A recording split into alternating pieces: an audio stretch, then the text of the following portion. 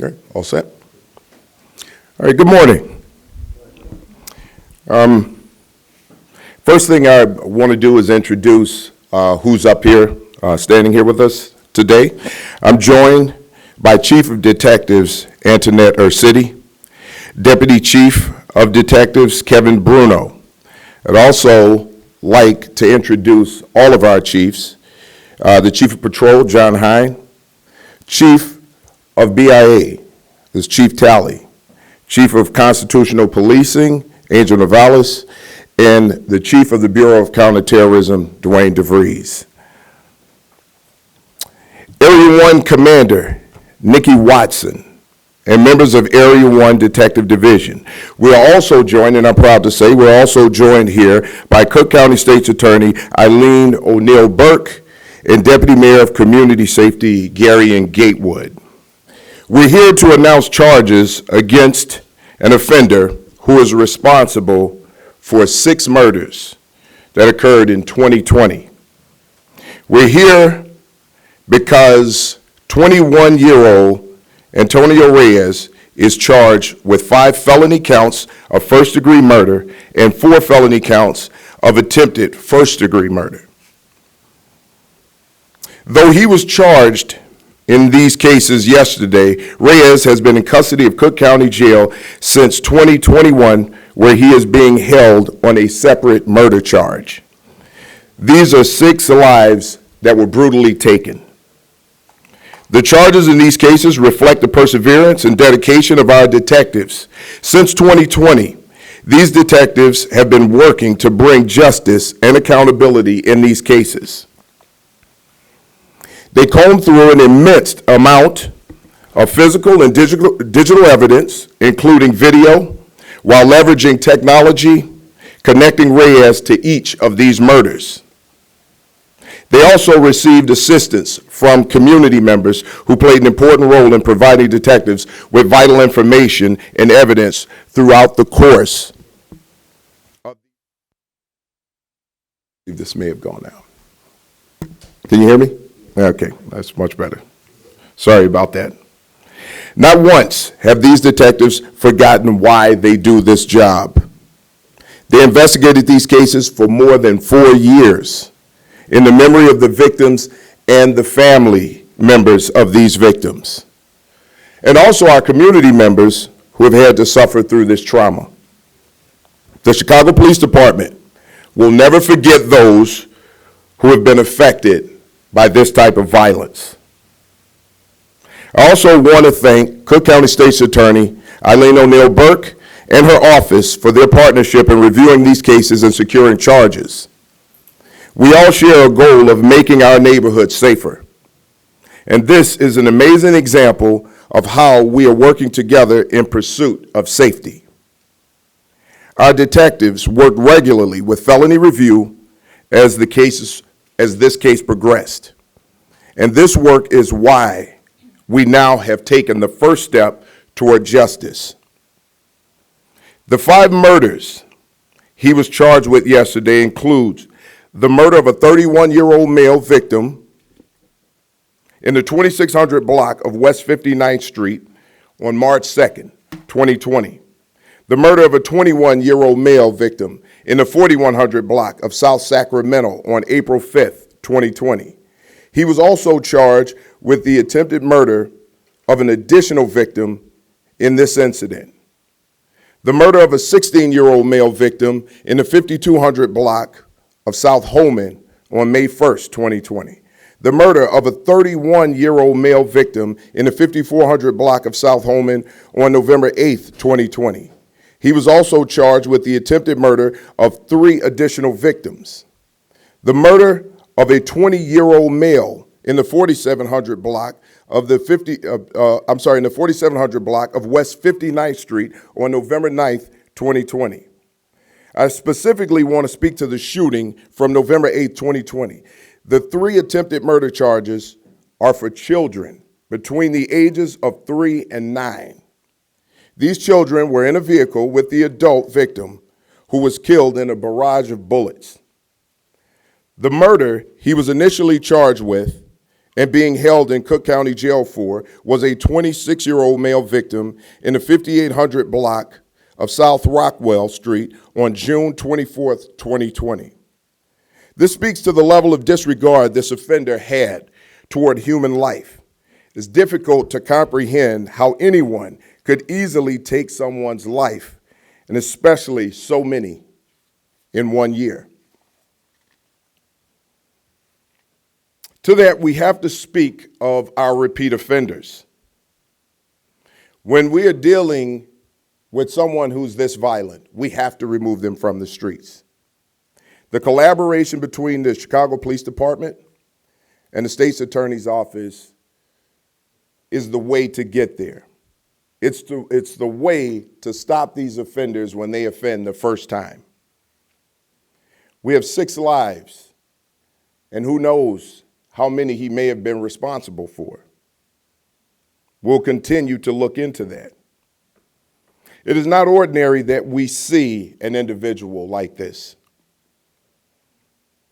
But when we do, we must take swift action. This started when Mr. Reyes was a teenager. That's when this needed to be stopped. We have to bring attention to these types of violent crimes so that we can keep our community safe, so that we can keep trauma down in our communities. Those who are destroying lives and destroying our community, we must stay vigilant. I want to again thank the Area 1 Detective Division for everything they put into these cases. I also want to thank the patrol officers who were first responders to the scene and properly documented the facts of the case to follow up on the part of our detectives. I also want to extend our support to the loved ones of the victims who we hope can find some measure of comfort in knowing that we've taken this first step to resolution. With that, I'd now like to introduce the state's attorney, Eileen O'Neill Burke. Thank you, Superintendent. Good morning, all. Today is a day to celebrate the determined police work that brought these charges. And hopefully we will get some measure of justice for the families of the victims. It's sad. It's sad to think about a 17-year-old committing serial murders over the course of 9 months. How many people were taken? Defendant Antonio Reyes was already awaiting trial on murder and attempt murder charges. While he was in custody for those charges, he allegedly tried to kill his cellmate with a shank and has charges pending there as well. Today, there's 5 additional murder charges against Antonio Reyes. If I could add on to what the superintendent just told us about the information that we know already, one victim was killed when he went to the gas station to buy a pop early one evening. Another victim was sitting in a parked car with a friend on Palm Sunday afternoon when he was shot and killed. Another victim's only crime was taking his family to buy a new puppy one afternoon. He was shot and severely wounded in front of his 3 children, and he succumbed to his injuries months later. None of these people had ever met Antonio Reyes before, and there's no reason to suspect Antonio Reyes had any reason to target them. But that's exactly what he did. So I want to acknowledge the fine detective work by CPD to connect the dots and to bring these cases in. I also want to acknowledge and applaud the ASAs who have worked tirelessly to get to this point, to meet our burden of proof. So Kevin DeBoni is head of our criminal bureau. He is here, and the ASA in charge of these of this defendant and the pending charges is Sarah Gregorovic from our homicide division. They are 2 of the finest attorneys I have ever met. We have one extremely violent shooter who has been taken off the street today. Justice will be served, and that is a good thing. But we have a lot more work to do. Thank you. Now I'd like to introduce Gary Gatewood. Thank you, Superintendent, and thank you, Madam State's Attorney. Today is about the relentless pursuit of justice. The Chicago Police Department never stopped the pursuit of justice. to bring closure and justice to these families. People should not be able to wreak havoc on the streets of the city of Chicago. Today was a massive step in the direction to stop folks from wreaking that havoc. I cannot commend the work of the Chicago Police Department enough. Our entire administration, our entire city is grateful for the work they did to remove a serial killer from the streets. I cannot thank the work of the State's Attorney's Office enough either. This is a step in the right direction. We'll continue our pursuits of justice together, collaboratively, because we know the work that we can do to remove people who are wreaking havoc from the streets needs to happen in collaboration. And that's what we continue to look forward to. With that, I'll give it back to the superintendent to open it up for questions. Well, thank you, Deputy Mayor. With that, we'll take any questions. Hi, Superintendent Terry Keshner, How are you, WBBM Terry? Radio. Hi, good morning. Was there a point where you realized that these shootings might be connected, or was it early on? Can you talk about that at all, sir? Well, you know what? For that, I'll bring up the Chief of Detectives, Antoinette City, to answer that question. Thank you, Superintendent. Yes, I think a significant aspect of the investigation was the recovery of a weapon, a .40 caliber handgun that happened in the summer of 2020 that once we were able to process the weapon, it helped us see a relationship to other scenes where similar casings had also matched that particular firearm. And that's just one feature of it, but that's an example of when you get evidence and you start to be able to tie it together to different locations, then you're able to start to build on that case. So when we're talking about the extent of work that these detectives did, now you're going back, you're making sure you're pulling video, you're putting everything together in order to identify a particular suspect. And they did it tirelessly. They did it obviously thoroughly because we're here with charges today. But I would say that that's one feature that was very important. And I also want to note that the offender's social media footprint was fairly significant. And so part of this investigation was being able to take some of those social media postings and link it to some of the incidents that were happening. Kevin Beasley, Cook County Chronicle. Was there any connection between any of the victims? Were they just randomly targeted? Or were there confrontations that happened? At this point, we don't have any information that the victims were connected. Good morning, Mayor Kawash, ABC 7 Chicago. So with that said, are you looking for any other offenders that may have been involved in these shootings, or did he act alone? Any gang activity that you know of? At this point, several of these cases we are considering as closed. We're also going to continue to look at additional cases to see associates that he may have been with and their role in those incidents. The important thing is the facts that we were able to collect at this point specifically led to being able to identify this offender as the one who ultimately pulled that trigger and ended these innocent people's lives. Charlie DeMar with CBS News Chicago. How are you, Charlie? From the way that these crimes have been described, they do sound random in nature. Have you been able to piece together any type of motivation at this point, and do you believe that there are any more victims connected to the suspect? Well, based on the information that we have right now, and as Chief City explained, that we're going to continue to look through things. You know, we have cases that we still have to clear. So we'll continue to work on cases.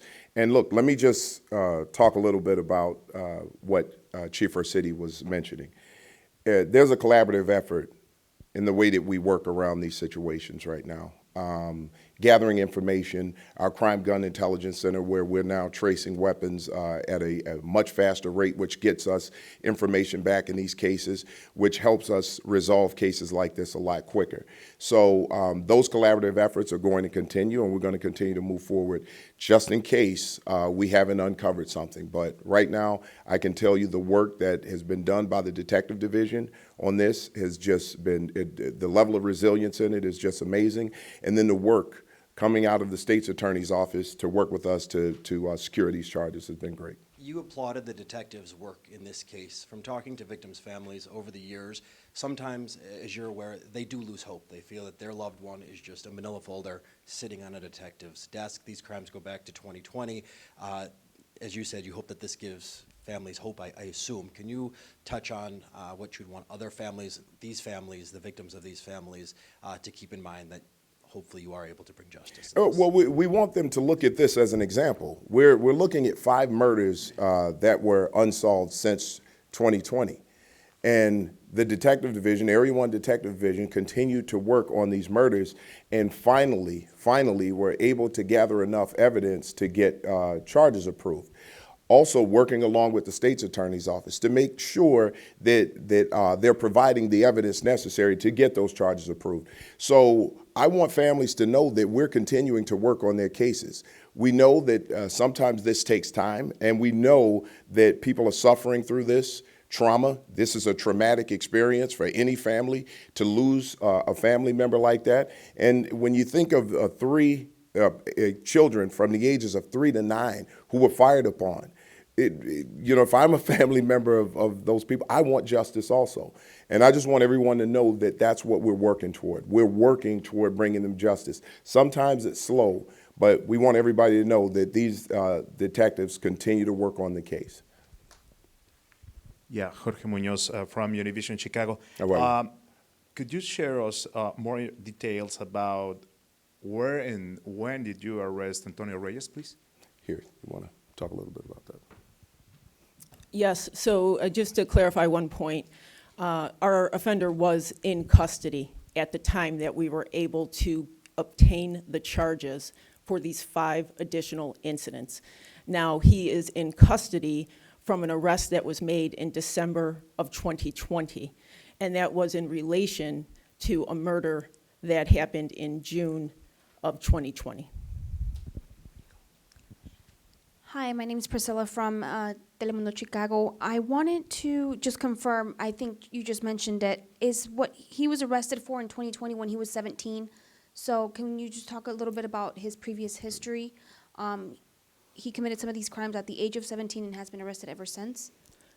What I do want to say is I'm going to be limited in what I can say about this offender's background because he was a juvenile. He was 17 years old when these incidents occurred. He's currently 21 years old. We did place the charges against him on yesterday's date, but he is in custody for incidents that occurred when he was 17 years old, and that is all I'm able to say. Final question. Thank you. Courtney Spinelli with WGN. Good How are you, morning. Courtney? Good morning. I'm well. How are you? Good, good. One thing that comes to mind when you guys were announcing all of these charges was the emphasis you put on the community collaboration, the evidence, everything that led to this. How crucial was witness cooperation from the public, and what sort of message does that send really for how effective and needed that is for any case to be able to start the process of getting justice for families here and beyond this? It's always effective because when you're putting evidence together, it's not just one thing. It's a multitude of things. And information from the community can spark that off, right? And it gives us a starting point. As the detective division continues to work through these cases, work along with the state's attorney's office, providing as much information as we can to gather as much information as we can so that we can now present that information to the state's attorney's office, and then having the state's attorney's office guide us in a way of what they need that's going to be helpful to obtaining those charges. So that community collaboration is a huge part of it. Look, I've said from the time that I've started this job that the Chicago Police Department cannot do this alone. The state's attorney's office cannot do this alone. And even together, the two of us, we still can't do this alone. We need people to provide information. It helps us in these situations, and we want to make sure that we keep our community safe. And in order to do that, we're going to have to work closely with our community members. Okay? Thank you all. Thank you.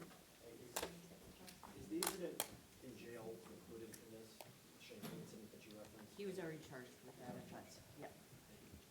Thank you, guys.